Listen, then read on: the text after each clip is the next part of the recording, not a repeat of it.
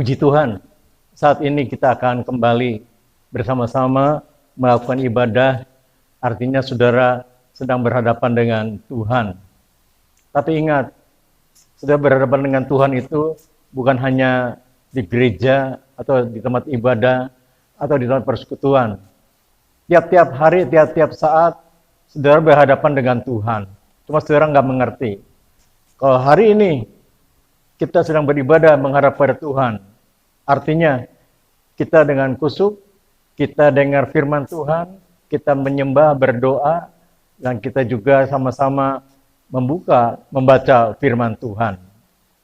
Artinya, hendaklah kehidupan kita sehari-hari seperti sekarang ini.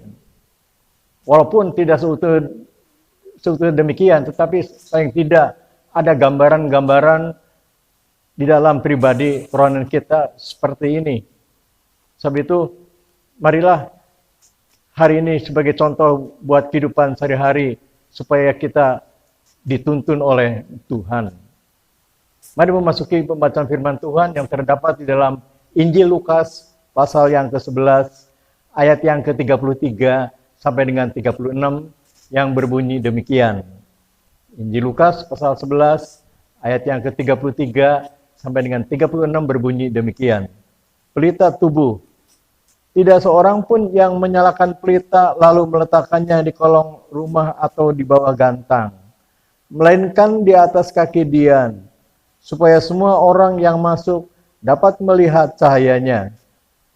Matamu adalah pelita tubuhmu. Jika matamu baik, teranglah seluruh tubuhmu. Tetapi jika matamu jahat, gelaplah tubuhmu. Karena itu, perhatikanlah supaya terang yang ada padamu jangan menjadi kegelapan.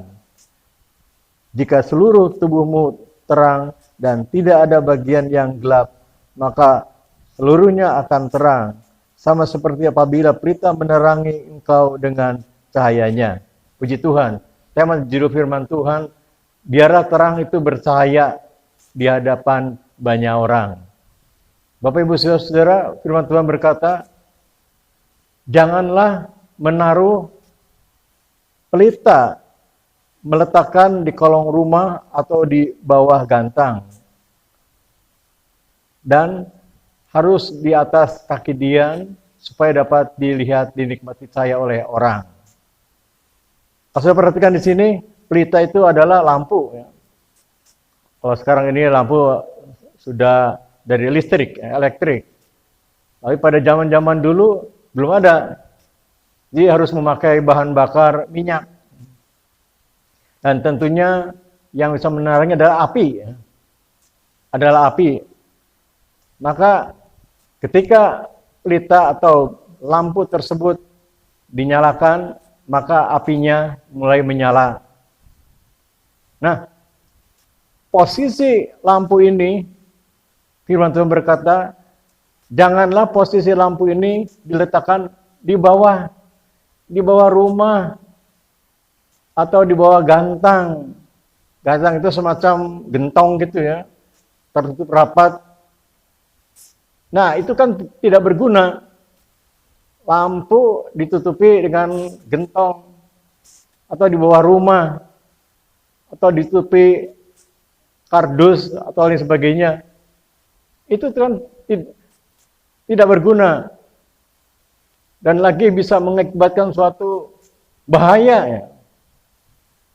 Karena api biarpun kecil, kalau ditutupi itu bisa mengundang bahaya. Coba saudara kalau nyalakan kompor kecil aja ya, lama-lama bisa panas ke wajan. Apalagi kalau kita naruh lampu di bawah rumah ya, rumahnya terbuat dari kayu atau ditutupi dengan kas atau gentong yang terbuat dari plastik dan sebagainya.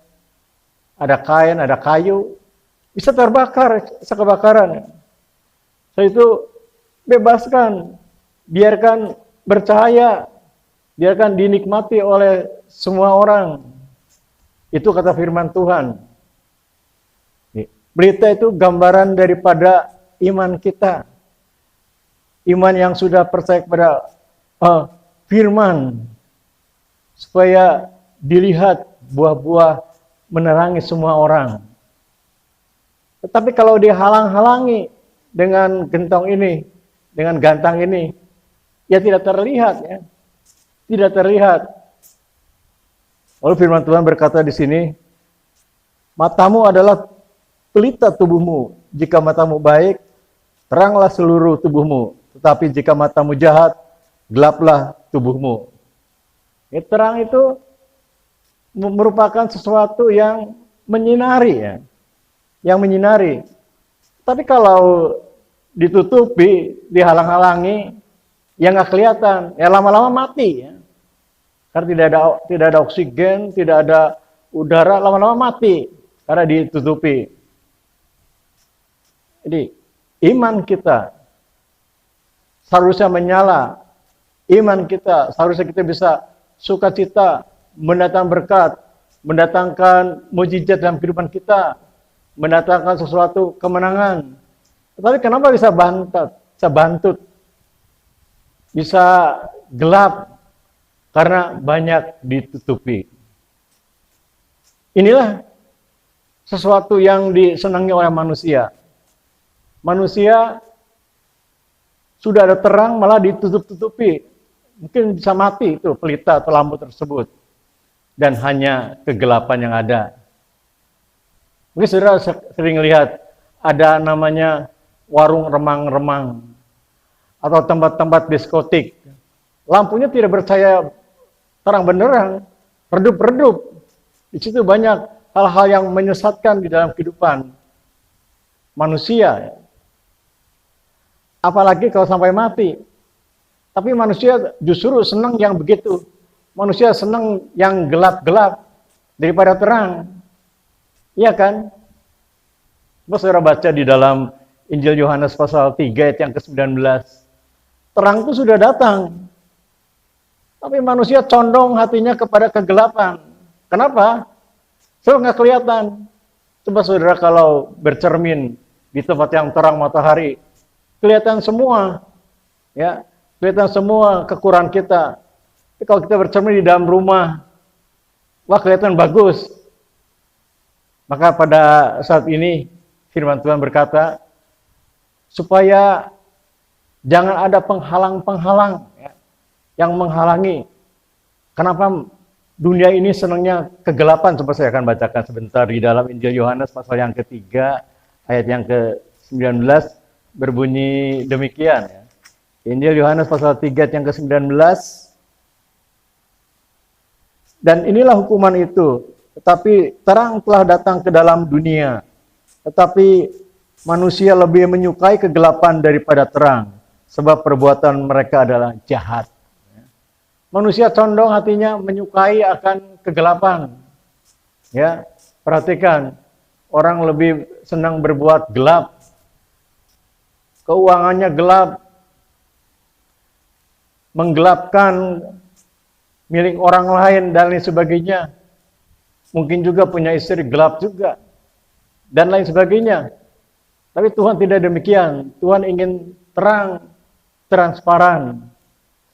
Apa yang menghalangi? Firman Tuhan tadi berkata, bila mata kita ini, mata kita kalau di sini firman Tuhan katakan, mata adalah pelita tubuh, jika matamu baik, maka teranglah seluruh tubuhmu.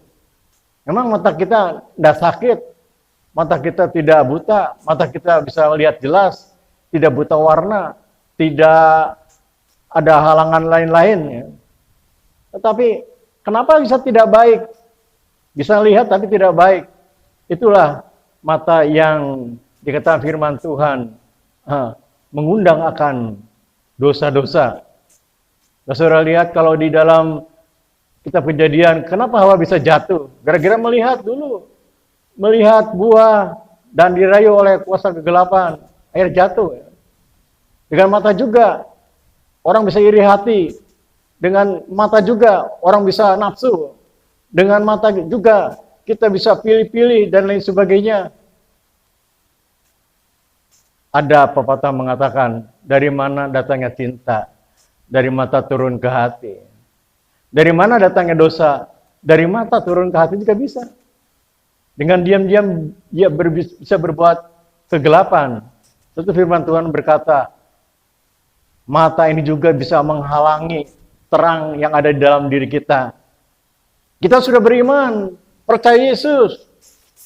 Haleluya, puji Tuhan. Tetapi mata kita bisa menghalangi terang yang ada dalam hati kita ini. Karena matanya jahat, ya, matanya suka penuh dengan hawa nafsu. Matanya selalu kepingin ini dan itu lain sebagainya. Penuh dengan kebencian dan lain sebagainya. Ini menghalangi gantang tergentong ini. Ini baru mata. Apalagi yang lainnya. Apalagi mulut. Mulut juga bisa menghalangi, meredupkan ini pelita. Mungkin juga bisa mati. Gentong ini tuh, penghalang ini adalah tadi mata. Ini mulut juga bisa. Bisa berbohong, iman mulai redup, dia mau mati. Bisa kita bertengkar dengan keras, bisa kita menipu, berteriak-teriak, mudah kita tersinggung dan sebagainya. Ya, dengan mulut ini bisa menyakiti hati seseorang. Dengan mulut ini kita bisa berjanji tetapi tidak menepati dan lain sebagainya. Ini biarpun kita sudah punya iman luar biasa, tapi kalau mulutnya dikatakan seperti bercabang dua, mulutnya tidak bersih di hadapan Tuhan, ini sama saja menutupi cahaya tersebut. Banyak yang lainnya. Telinga juga mungkin bisa demikian juga. Sebentar telinga itu juga bisa menutupi akan cahaya pelita dalam tubuh ini.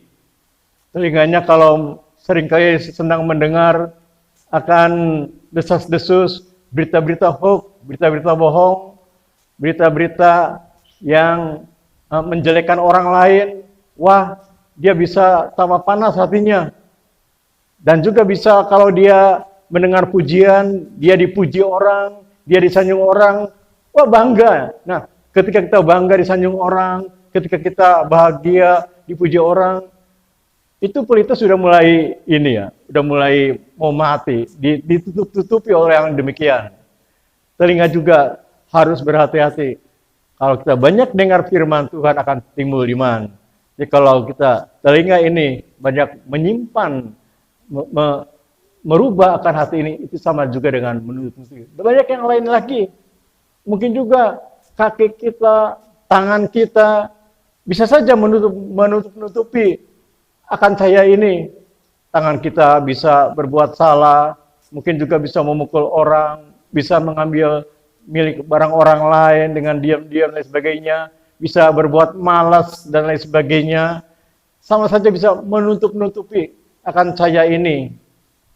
Lalu apalagi kaki, ya, kaki juga bisa menutup-nutupi cahaya ini. Hari ini kita berbakti, tapi kita nggak mau melangkah untuk beribadah pada Tuhan. Hari ini kaki kita untuk datang mengajak orang lain untuk datang kepada Tuhan. Kita malas dan sebagainya. Menghalang-halangi, menutupi akan pelita ini. Coba kalau saudara pelita itu ditutup, ditaruh di bawah rumah, ya. Itu kalau api mati, maka timbul asap. Ya. Kalau api mati, maka keluar asap. Kenapa demikian? Karena itulah oksigen sudah habis, maka apinya sudah tidak ada, asapnya keluar. Maka hati-hati. Apa saja yang ditutup-tutupi, berbuat jahat, bohong, menipu dan sebagainya, berbuat serong, atau zaman sekarang ini terkenal selingkuh dan lain sebagainya, ditutup-tutupi, akan keluar itu asapnya. Asapnya bila ditutupi akan keluar dan tercium bau yang gak enak. Kita juga mau supaya hidup kita bisa terang, ya. Tidak nutup-nutupi perbuatan-perbuatannya. Di hadapan Tuhan, mungkin kita waktu beribadah pada Tuhan, seakan kusuk, sujud, ya, dengan tenang. Tapi perbuatan kita nggak ngerti, tapi Tuhan begitu jelas, ya. So itu kalau datang pada Tuhan, begitu duduk di ibadah, minta ampun pada Tuhan. Tuhan berikan terang dalam hati pikiran. Supaya dengan demikian, kehidupan kita tidak ada yang ditutupi lagi, tetapi transparan, ya, terbuka di hadapan Tuhan.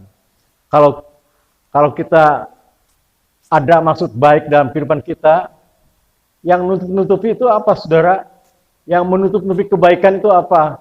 Menutup-nutupi hal yang baik itu apa? Adalah daging kita ini, ya. Tubuh kita ini. Tubuh kita ini atau daging ini kepengennya yang enak, yang empuk, ya, yang tidak diganggu-gugat dan lain sebagainya, tidak mau menderita, tidak mau berlelah, nggak mau tersinggung dan sebagainya. Ini daging, tubuh. Maksud berkehendak, tubuh lemah. Mau doa nih pagi-pagi, hatinya kepengen doa, mau baca firman Tuhan, begitu duduk, ngantuk, ya. Waduh, gimana nih ya? Bisa demikian, tapi kita terus berusaha cari waktu yang lain lagi, ya. Kita tidak akan pernah kalah. Terus mari kita akan baca firman Tuhan bahwa dikatakan dalam firman Tuhan, sudah baca di rumah saja, di 1 Korintus pasal yang ke-7, ya. Surat 1 Korintus pasal yang ke-7. 1 Korintus pasal yang ke-7 ayat 18 dan ayat yang